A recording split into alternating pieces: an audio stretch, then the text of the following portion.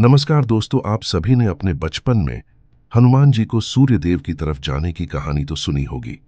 किंतु क्या आपको यह पता है कि इस कहानी के पीछे कितनी ज्यादा डीप एस्ट्रोलॉजी इंक्लूड है।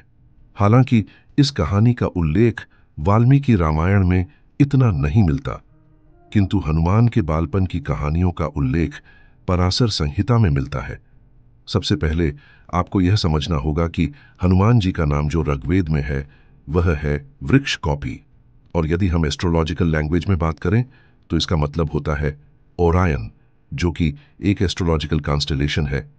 यह किसी शिकारी की फॉर्म में होती है, जिसे हम यह भी कह सकते हैं कि वह शिकारी किसी फ्रूट को चाह रहा है और उसे अपने धनुष बाण से तोड़ने जा रहा है।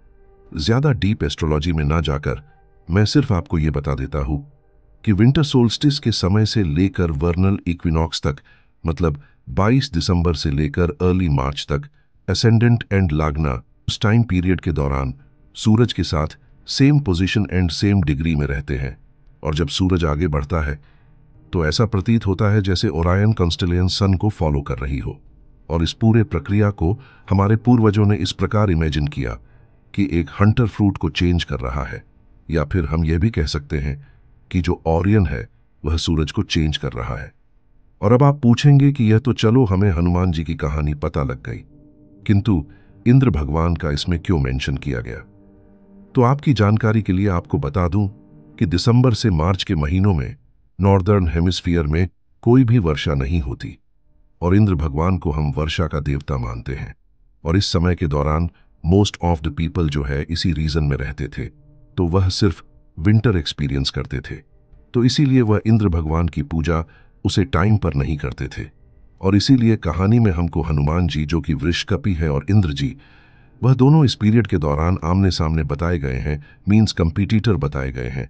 और यह इतनी गहराई काफी नहीं है। यदि और गहराई में आपको जाकर बताऊं तो बीटलग्यूस नामक तारा ओरियन कॉन्स्टेलेशन का one of the brightest star है। और यह एक रेड सुपर जॉइंट है जो कि दिसंबर से मार्च के महीने में कॉन्स्टेलेशन के साथ सूरज की तरफ बढ़ता हुआ दिखाई देता है। अर्थात एक बड़ा तारा एक छोटे तारे की तरफ बढ़ता हुआ दिखाई देता है। और हम यह भी कह सकते हैं कि एक बड़े तेज का व्यक्ति, जो कि हनुमान जी को दर्शाया गया है, जो कि एक छोटे तेज जिनको सूरज की तरह दिखाया गया है, उनकी तरफ बढ़ते हुए दिखाई देते हैं।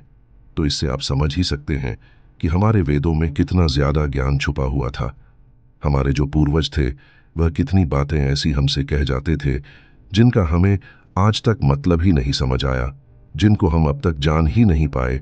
और कितनी ऐसी बातें रही होगी जो अब इस दुनिया से छुप चुकी हैं। यदि आपको यह वीडियो अच्छी लगी हो तो इस वीडियो को एक लाइक जरूर कीजिएगा, क्योंकि रिसर्च करने में, इन चीज़ों को निकालने में काफ़ी ज़्यादा समय लगता है। और आपके लाइक की वजह से ऐसी चीज़ों को और ज़्यादा लोगों तक मैं पहुंचा सकता हूँ। मैं चाहता हूं कि और ज्यादा लोगों को हमारे हिंदू कल्चर की महानता का पता लगे।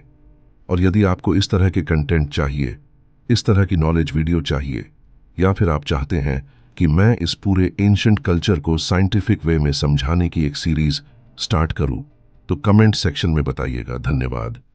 जय हिंद, जय भारत, जय श्री राम।